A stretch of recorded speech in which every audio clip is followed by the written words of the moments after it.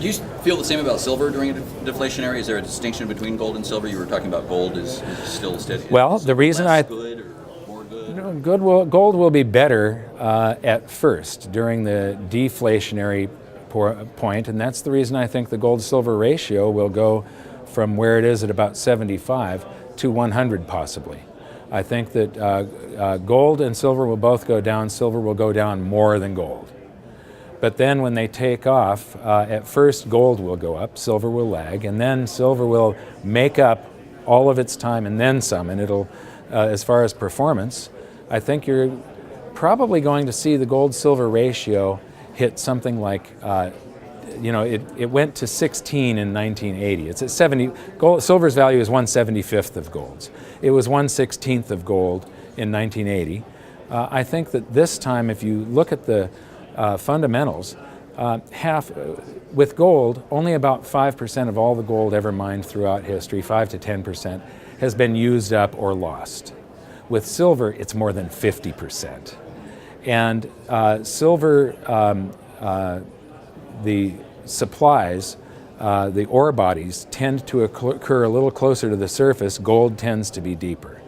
And so the mineable supplies used to be about 12 times more silver than gold in ancient times. And so when you dig it up, there was about 12 times more silver than gold circulating as money.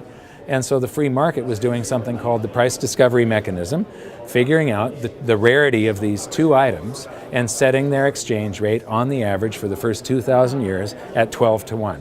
Then governments started manipulating it with the Bank of England setting fixed exchange rates and so on. And we had an average of about 15 to 1 for a couple of hundred years.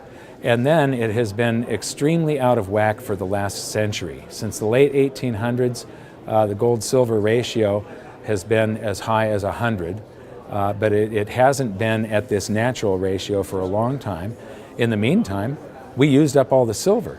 The mineable supplies, one of the heads of a mining company, when I used to do the Silver Summit up in Idaho, he thought that the mineable supplies might be an 8 to 1 ratio now instead of 12, because these surface deposits of silver get worked out.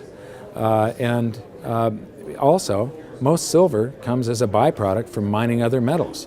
Well, you saw what's happening to copper and what's happening to the CRB index, and as the world economy slows down, we're not going to dig up as much copper and zinc and the things that we dig up where most of the silver comes from as a byproduct. There's going to be less plumbing pipe demand in China. There's going to be less zinc castings created for automobiles. Stuff like that. So as the mining of those metals goes down, so does that silver supply, just at a time when everybody wants silver for monetary demand.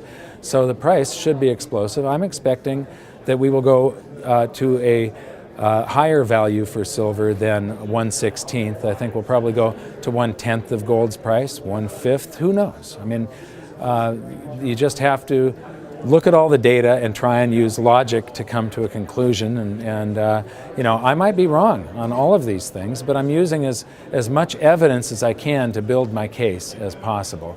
And what I see, there's no possibility that the fiat currency game can go forever, especially the way they're abusing it now. It would be an impossibility that this is a coincidence.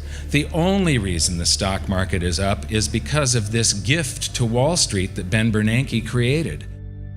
The coming charts here, they should scare the hell out of anybody that is not a precious metals investor.